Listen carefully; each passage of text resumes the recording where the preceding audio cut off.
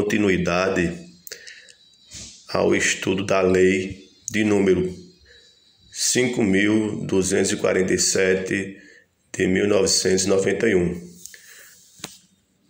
onde na primeira parte terminamos no artigo 26, quando tratava sobre a seção 7 do aproveitamento, onde dizia que o aproveitamento é o retorno obrigatório ao trabalho de servidor que se achava em disponibilidade, ocorrendo encargo de atribuições e vencimentos compatíveis com o anteriormente ocupado.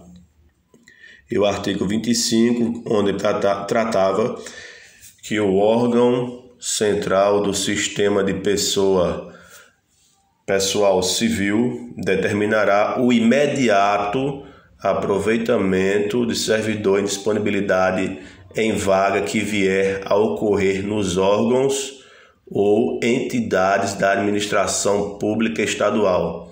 O artigo 26 diz que será tornado sem efeito o aproveitamento e cassada a disponibilidade se o servidor não entrar em exercício no prazo legal, salvo doença comprovada por junta médica oficial.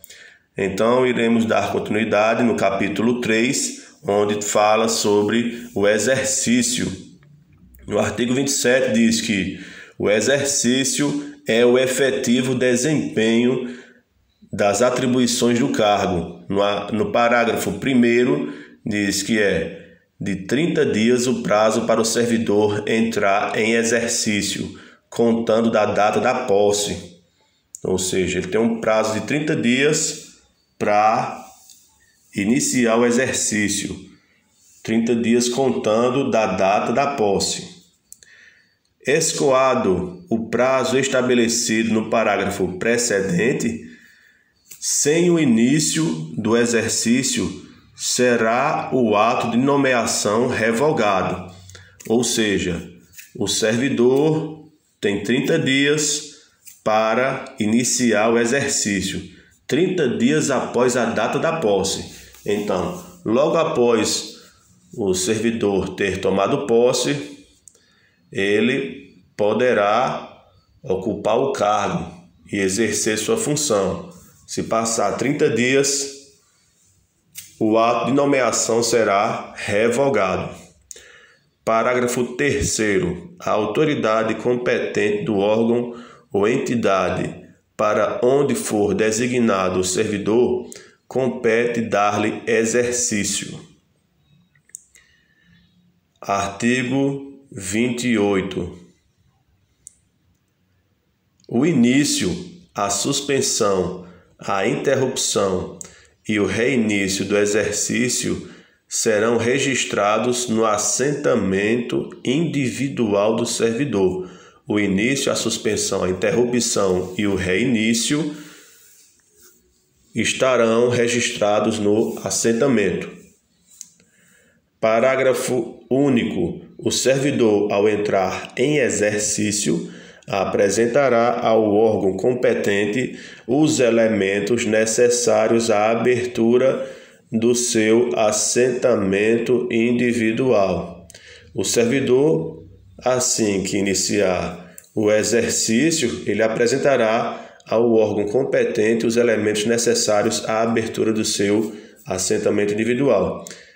Artigo 29. A promoção ou a ascensão não interrompe o tempo de exercício, que é contado no novo posicionamento da carreira, a partir da data da publicação do ato que promover ou conceder a ascensão funcional ao servidor.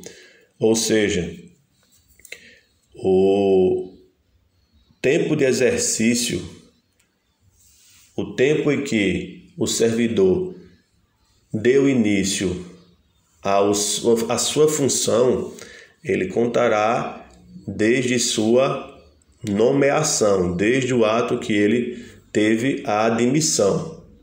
Ele foi admitido no cargo. O fato dele ser promovido não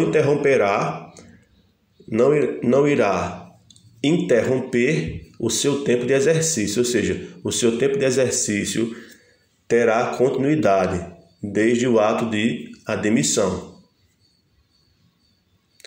Artigo 30. O servidor transferido, removido, redistribuído, requisitado ou cedido que deva ter exercício em outra localidade terá 30 dias de prazo para entrar em exercício, incluído nesse período o tempo necessário ao deslocamento para a nova sede, ou seja, o servidor transferido, removido, redistribuído, requisitado ou cedido, ele tem 30 dias para o deslocamento. Parágrafo único. Na hipótese de o servidor encontrar-se afastado legalmente, o prazo a que se refere este artigo será contado a partir do término do afastamento autorizado. Na hipótese de o servidor encontrar-se afastado legalmente, o prazo a que se refere esse artigo será contado a partir do término do afastamento autorizado. Artigo 31. O ocupante de cargo público civil fica sujeito a 40 horas semanais de trabalho, salvo quando a lei estabelecer duração diversa. Parágrafo único. Ao ocupante de cargo de provimento em comissão é ainda exigida dedicação integral ao serviço, pelo que poderá ser convocado sempre que houver interesse da administração. Então devemos prestar bastante atenção no artigo 31, quando diz que o ocupante de cargo público civil fica sujeito a 40 horas semanais de trabalho, salvo quando a lei estabelecer duração diversa. E no parágrafo único diz que o ocupante de cargo de provimento em comissão é ainda exigida a dedicação integral. No cargo de provimento em comissão, dedicação integral ao serviço, pelo que poderá ser convocado sempre que houver interesse da administração. Artigo 32. O servidor investido em cargo de provimento efetivo, ao iniciar o exercício, ficará sujeito a estágio probatório por período de 24 meses. O servidor investido em cargo de provimento efetivo, ao iniciar o exercício, ficará sujeito a estágio probatório no período de 24 meses, durante o qual a sua aptidão e capacidade para o desempenho do cargo será objeto de avaliação, observado os fatores a saber. 2 pontos. Assiduidade, disciplina, capacidade iniciativa, produtividade e responsabilidade. São 5 fatores que são observados durante o estágio probatório. Assiduidade, saber se o profissional ele é pontual e está todos os dias no local de trabalho, todos os dias que ele deve estar no trabalho, se ele não falta, se é um funcionário um servidor que sempre está no seu local de trabalho, sempre comparece, e também se ele tem disciplina, se é um funcionário, um servidor disciplinado, se ele tem a capacidade iniciativa, ou seja, se o servidor ele contribui para que o trabalho seja desenvolvido. Quanto à produtividade, se ele produz no cargo que ocupa, na sua função, se ele produz, se ele é produtivo, se ele exerce seu trabalho com produtividade. E também o quinto fator é responsabilidade, ou seja, se ele é um servidor público responsável, se ele cumpre com as suas obrigações.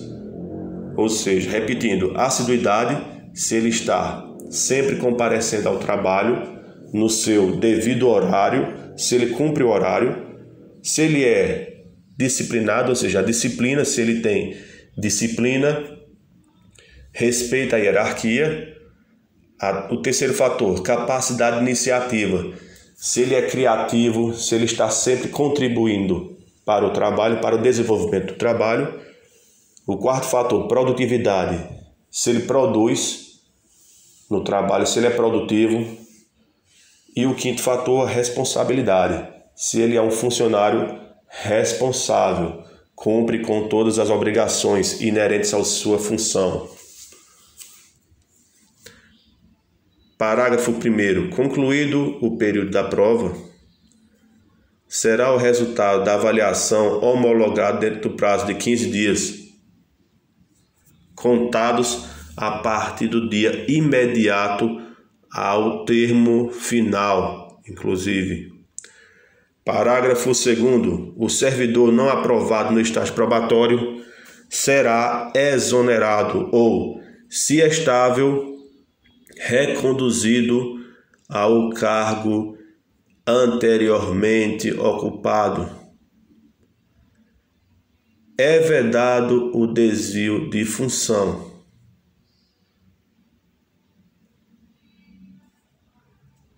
Capítulo 4. Da lotação, da remoção, da redistribuição e do acesso. Seção 1ª. Artigo 33. Lotação genérica é a quantidade dos cargos vinculados e necessários ao desenvolvimento das atividades de órgãos ou entidades da administração pública.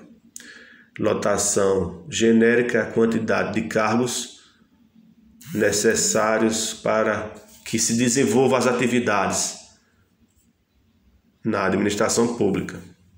Lotação genérica ligada à quantidade de cargos. Lotação específica é a designação de servidor para ter exercício em unidade administrativa setorial do ente público a que serve. Lotação específica está ligada à designação do servidor para trabalhar em alguma unidade. Repetindo, lotação genérica está ligada à quantidade de cargos para desenvolvimento das atividades. A lotação específica é a designação do servidor para ele trabalhar em alguma unidade. Essa é a lotação específica, enquanto a genérica é a quantidade de cargos. Genérica está ligada à quantidade de cargos e específica, designação do servidor para trabalhar em algum lugar, em alguma unidade administrativa. Parágrafo único. Nenhum servidor poderá servir fora da unidade onde tenha lotação específica, ressalvadas as hipóteses de provimento em cargo comissionado ou cessão segundo as condições e limites estabelecidos nesta lei. Parágrafo único. Nenhum servidor poderá servir fora da unidade onde tenha lotação específica. Mas tinha uma ressalva aí. Qual é a ressalva? As hipóteses de provimento em cargo comissionado ou cessão segundo as condições e limites estabelecidos nesta lei. Seção 2ª da remoção. Artigo 35. Remoção é o deslocamento do servidor a pedido ou de ofício de uma para outra localidade de trabalho, com ou sem mudança de sede, no âmbito da unidade setorial em que for especificamente lotado. Remoção trata de deslocamento do servidor. Ele pode ser esse deslocamento do servidor, que se chama remoção, ele pode ser a pedido ou de ofício, de uma para outra localidade de trabalho, com ou sem mudança de sede, no âmbito da unidade setorial em que for especificamente lotado. Parágrafo único. Dar-se-á remoção a pedido para outra localidade, independentemente de vaga, para acompanhar cônjuge ou companheiro ou dependente enfermo, condicionada à comprovação por junta médica da indispensabilidade da providência. Então, o servidor poderá ter sua remoção, independente de vaga, para acompanhar cônjuge ou companheiro ou dependente enfermo, condicionada à comprovação por junta médica da indispensabilidade da providência. Então, remoção é o deslocamento do servidor, a pedido do ofício, de uma para outra localidade de trabalho, com ou sem mudança de sede no âmbito da unidade setorial em que for especificamente lotado. Remoção está ligado a deslocamento, ou seja, é o deslocamento do servidor. Seção terceira da redistribuição. Seção terceira da redistribuição. Artigo 36. Redistribuição é o deslocamento do servidor com o respectivo cargo para quadro de pessoal de outro órgão ou entidade do mesmo poder, cujos planos de cargos e vencimentos sejam idênticos, observando sempre o interesse da administração.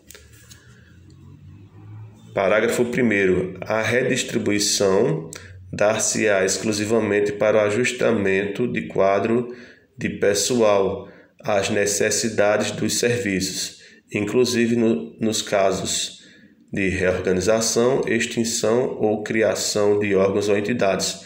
Nos casos de extinção de órgão ou entidade, os servidores estáveis que não puderem ser redistribuídos na forma deste artigo serão colocados em disponibilidade até seu aproveitamento.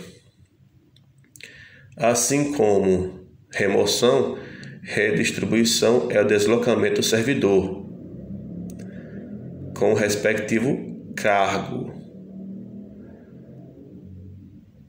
para quadro de pessoal de outro órgão ou entidade do mesmo poder, cujos planos de cargos e vencimentos sejam idênticos, observados o interesse da administração.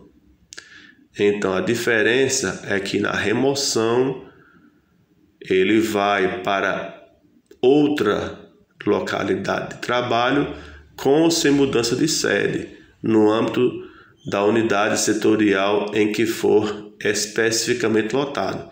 Isto é a remoção, que também é deslocamento do servidor.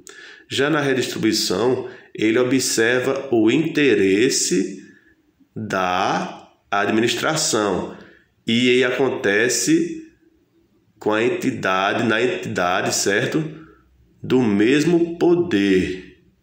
E os vencimentos são idênticos. Ele sempre vai observar o interesse da administração. Já na remoção, ele vai para outra localidade de trabalho com ou sem mudança de sede. E ele pode ser a pedido ou de ofício. Isso na remoção. Já na redistribuição, a diferença é que é para o ajustamento de quadro pessoal às necessidades do serviço. E geralmente pode acontecer nos casos de extinção de órgão ou entidade. Então, remoção geralmente é a pedido ou ofício de uma localidade para outra. Já na redistribuição, ela acontece, a redistribuição, sempre observando o interesse da administração. Então, remoção é a pedido do ofício para outra localidade de trabalho e a redistribuição é o deslocamento do servidor, sempre observando o interesse da administração. Redistribuição observa o interesse da administração e remoção é o deslocamento do servidor a pedido ou de ofício. Então, remoção e redistribuição, os dois são deslocamento do servidor. Só que na remoção é a pedido ou de ofício para outra localidade de trabalho. Já na redistribuição é o deslocamento do servidor, geralmente para observar, ou seja, sempre observando o interesse da administração. Redistribuição, ele observa o interesse da administração e remoção é a pedido de ofício para outra localidade de trabalho. Então, podemos associar a redistribuição observando o interesse da administração e remoção é o deslocamento do servidor a pedido de ofício, sendo para outra localidade de trabalho. Seção 4 do acesso. Artigo 37. Acesso é a designação de servidor de carreira para exercer função de direção, chefia ou assessoramento. Do acesso. Artigo 37. Acesso é a designação de servidor de carreira para exercer função de direção, chefia ou assessoramento. Acesso é a designação de servidor de carreira para exercer função de direção, chefia ou assessoramento. São 3 funções: direção, chefia ou assessoramento. Então, quando falarmos sobre acesso, lembraremos que é a designação do servidor de carreira para exercer função de direção, chefia ou assessoramento. 3 funções. Se perguntar a vocês quais são as funções do acesso, são direção, chefia e assessoramento. Capítulo 4 da estabilidade. Artigo 38. O servidor habilitado em concurso público e empossado em cargo de provimento efetivo adquirirá estabilidade no serviço público ao completar 2 anos de efetivo serviço. Então, o servidor habilitado em concurso público, ele terá sua estabilidade após 2 anos de efetivo serviço. Artigo 39. O servidor estável só perderá o cargo em virtude de sentença judicial transitada em julgado ou em virtude de processo administrativo disciplinar, o PAD, no qual lhe seja assegurada ampla defesa. Então, o servidor público estável, ele só irá perder o seu cargo, perder sua função, em virtude da sentença judicial transitada e julgado ou em virtude de processo administrativo disciplinar no qual lhe seja assegurada ampla defesa. Então, se eu perguntar a vocês quais são os 2 casos em que o servidor estável perderá o cargo, será em virtude da sentença judicial transitada em julgado ou em virtude de processo administrativo disciplinar, no caso no qual esteja lhe assegurada, certo? No qual lhe seja assegurada a ampla defesa. Capítulo 6 da vacância. Artigo 40. Determinarão a vacância do cargo público. Primeiro, a exoneração. Segundo, a demissão. Terceiro, a promoção. Quarto, a ascensão. Quinto, a transferência. Sexto, a readaptação. Sétimo, a aposentadoria. Oitavo, a posse em outro cargo inacumulável. Nono, o falecimento. Então, capítulo 6 da vacância, artigo 40. Determinarão a vacância do cargo público em 9 casos: exoneração, demissão, promoção, ascensão, transferência, readaptação, aposentadoria, a posse em outro cargo inacumulável ou o falecimento. Então, falecimento, posse em outro cargo inacumulável, aposentadoria, readaptação, transferência, ascensão, promoção, demissão e exoneração. São 9. A vacância do cargo público são 9. Exoneração, demissão, promoção, ascensão, transferência, readaptação, aposentadoria, a posse em outro cargo inacumulável ou falecimento. Artigo 41. A exoneração de cargo efetivo dar-se-á a pedido do servidor ou ainda de ofício, neste caso quando resultar apurada em estágio probatório sua inaptidão ao exercício do cargo. A exoneração do cargo efetivo dar-se-á a pedido do servidor ou ainda de ofício, neste caso, quando resultar apurada em estágio probatório sua inaptidão ao exercício do cargo. Então, artigo 42. A exoneração de cargo em comissão ocorrerá a juízo da autoridade competente a pedido do próprio servidor. Então, o artigo 41 diz que a exoneração de cargo efetivo dar-se-á a pedido do servidor ou ainda de ofício, neste caso, quando resultar apurada em estágio probatório a sua inaptidão ao exercício do cargo. Então, a exoneração dá a pedido do servidor ou quando for comprovada a inaptidão ao exercício do cargo de acordo com o estágio probatório. E no artigo 42 fala que a exoneração de cargo em comissão ocorrerá a juízo da autoridade competente ou a pedido do próprio servidor.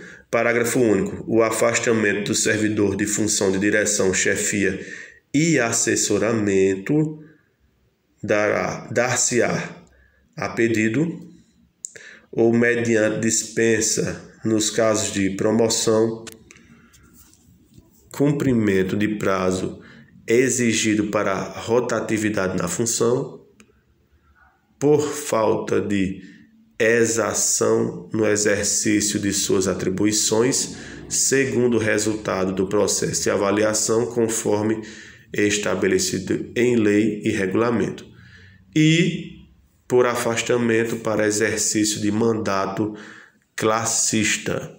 Então, repetindo, parágrafo único. O afastamento do servidor de função de direção, chefia e assessoramento dar-se-á a pedido ou mediante dispensa.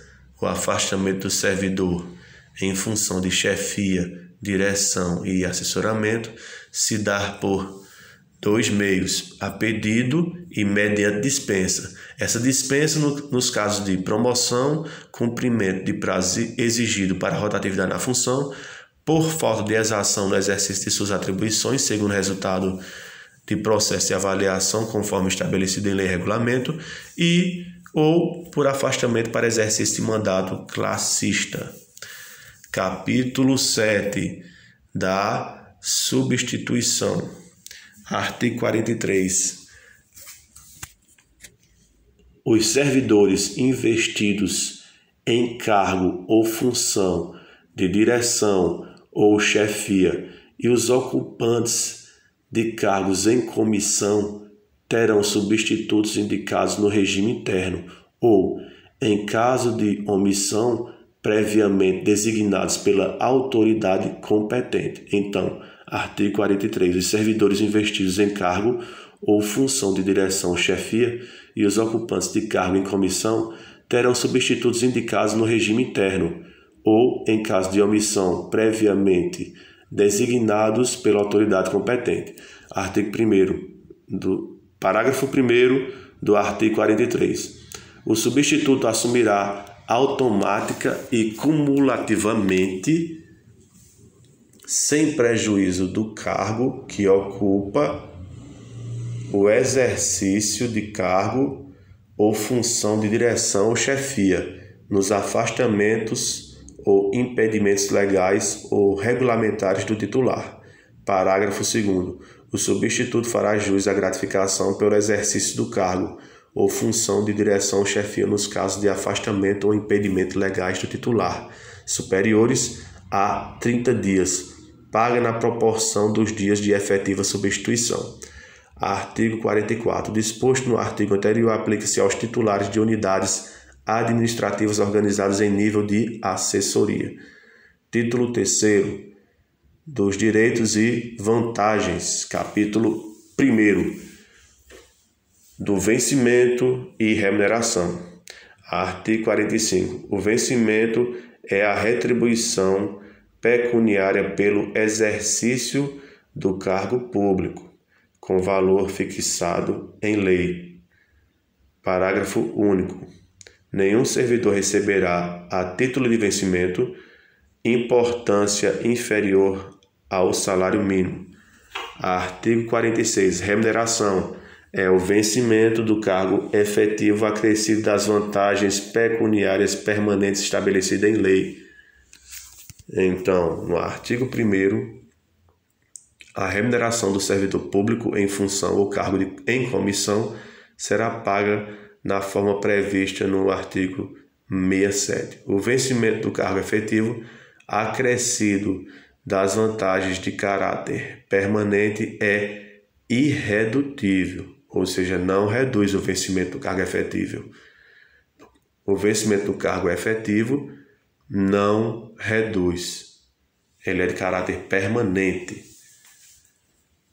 No parágrafo 3º diz que é assegurada a isonomia de vencimentos para cargos de atribuições iguais ou assemelhados do mesmo poder, ou entre servidores dos três poderes, ressalvadas as vantagens de caráter individual e as relativas à natureza ou ao local de trabalho.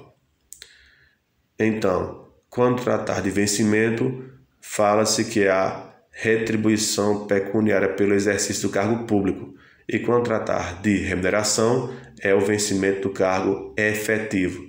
Podemos associar o vencimento à retribuição pecuniária e remuneração é o vencimento do cargo efetivo.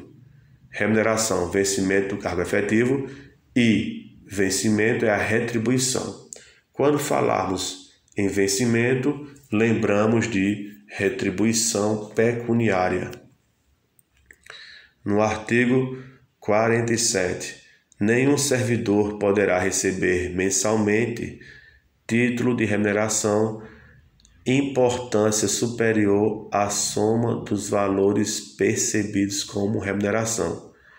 Nenhum servidor poderá perceber mensalmente, a título de remuneração, importância superior à soma dos valores percebidos como remuneração em espécie a qualquer título no âmbito dos respectivos poderes, pelos secretários de Estado, pelos desembargadores e pelos deputados estaduais. Artigo 47. Nenhum servidor poderá perceber mensalmente, a título de remuneração, importância superior à soma dos valores percebidos como remuneração em espécie a qualquer título no âmbito dos respectivos poderes, pelos secretários de Estado, pelos desembargadores e pelos deputados estaduais. Secretário de Estado, desembargadores e pelos deputados estaduais, ou seja, nenhum servidor poderá perceber mensalmente a remuneração de importância superior à soma dos valores percebidos como remuneração em espécie a qualquer título, no âmbito dos respectivos poderes, pelos secretários de Estado, pelos desembargadores e pelos deputados estaduais. Artigo 48. A menor remuneração atribuída aos cargos de carreira não será inferior a 1/40 do teto de remuneração fixado no artigo anterior, ou seja, remuneração do secretário de Estado, desembargador e deputado estadual. Ou seja, a menor remuneração atribuída aos cargos de carreira não será inferior a 1/40 do secretário de Estado, desembargador ou deputado estadual. Não pode ser menor que 1/40. Então, no artigo 49, o servidor perderá a remuneração dos dias em que faltar o serviço. O servidor perderá a parcela de remuneração diária proporcional aos atrasos, ausências e saídas antecipadas, iguais ou superiores a 60 minutos. E o servidor perderá metade da remuneração na hipótese do parágrafo 2º do artigo 132, que veremos posteriormente. Então, o servidor perderá remuneração dos dias em que faltar o serviço, a parcela de remuneração diária proporcional aos atrasos, ausências e saídas antecipadas iguais a ou superiores a 60 minutos e metade da remuneração de acordo com o parágrafo 2º do artigo 32. No artigo 50, salvo por imposição legal ou mandado judicial, nenhum desconto incidirá sobre a remuneração ou provento. Salvo por imposição legal ou mandado judicial, nenhum desconto incidirá sobre remuneração ou provento. Parágrafo único. Mediante autorização do servidor, poderá haver consignação em folha de pagamento a favor de terceiros, a critério da administração e com reposição de custos na forma definida em regulamento. Isso mediante a autorização do servidor. Poderá haver consignação em folha de pagamento a favor de terceiros, a critério da administração e com reposição de custos na forma definida em regulamento. Artigo 41. As reposições e indenizações ao erário serão descontadas em parcelas mensais, não excedentes a 10ª parte da remuneração ou provento em valores atualizados. As reposições e indenizações ao erário serão descontadas em parcelas mensais, não excedentes a 10ª parte da remuneração ou provento em valores autoridades. Quando falamos em reposições e indenização ao erário, elas são descontadas em parcelas mensais não excedentes a 10ª parte da remuneração ou provento em valores atualizados. Então, no artigo 52, o servidor em débito com o erário que for demitido, exonerado ou que tiver sua aposentadoria ou disponibilidade cassada, terá prazo de 60 dias para quitar o débito. O servidor em débito com o erário que for demitido, exonerado ou que tiver sua aposentadoria ou disponibilidade cassada terá o prazo de 60 dias para quitar o débito. Repetindo, artigo 52. O servidor em débito com o erário que for demitido, exonerado ou que tiver sua aposentadoria ou disponibilidade cassado terá o prazo de 60 dias para quitar o débito. 60 dias para quitar o débito, o servidor que for demitido ou exonerado, ou que tiver sua aposentadoria ou disponibilidade cassada. Parágrafo único. A não quitação do débito no prazo previsto implicará sua inscrição em dívida ativa, ou seja, o servidor que estiver em débito com o erário e não quitar esse débito em 60 dias, ele terá sua inscrição em dívida ativa. Para encerrar essa parte sobre o estudo sobre o regime jurídico dos servidores públicos civis, vamos falar do artigo 53. O vencimento, a remuneração e o provento não serão objetos de arresto, sequestro ou penhora, exceto nos casos de prestação de alimento resultantes de decisão judicial. Então, o vencimento, a remuneração e o provento não serão objetos de arresto, sequestro ou penhora, exceto nos casos de prestação de alimento resultantes de decisão judicial. Repetindo, no artigo 53, o vencimento, a remuneração e o provento não serão objetos de arresto, sequestro ou penhora, salvo ou exceto nos casos de prestação de alimento resultantes de decisão judicial. Então, encerramos a segunda parte sobre o estudo, a segunda parte do estudo sobre o regime jurídico dos servidores públicos civis, falando sobre o artigo 53.